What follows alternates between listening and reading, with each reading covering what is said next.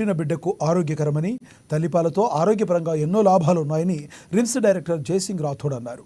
August 1 నుండి 7వ తేదీ వరకు జరిగే తల్లిపాల వారోత్సవాల్లో భాగంగా రిమ్స్ వైద్యులు, వైద్య విద్యార్థులతో కలిసి శనివారం అవగాహన ర్యాలీ చేపట్టారు.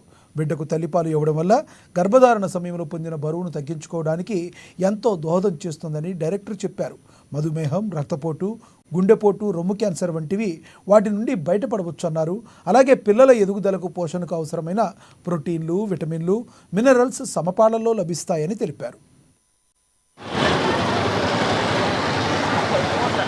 ఇది ఆగస్టు 1 నుంచి ఆగస్టు 7 ఈ వీక్ మొత్తము ప్రపంచ తల్లి పాల వారోత్సవం జరుపుకుంటున్నాము. దీంట్లో కొన్ని యాక్టివిటీస్ ఉంటాయి.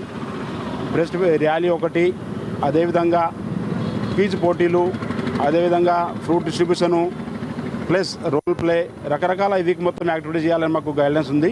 సో ఇది తల్లి పాల వారోత్సవం అనేది 1990 నుండి స్టార్ట్ అయింది. ఇది WHO ప్లస్ యూనిసెఫ్ ఆధ్వర్యంలో జరుగుతుంది. అదేవిధంగా ఈ వీక్ మొత్తం ఏదో ఒక యాక్టివిటీ జరుగుతున్నాం.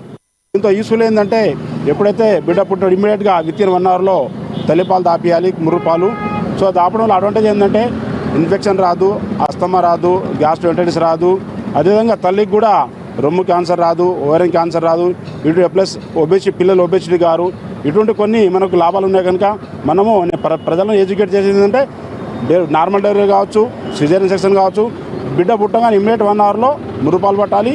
మురుపాలు పట్టడం ఇవన్నీ లాభాలు ఉన్నాయి. కనుక ఈరోజు అదే సారంగా రిమ్స్ హాస్పిటల్లో medical students as well as nursing students, paediatric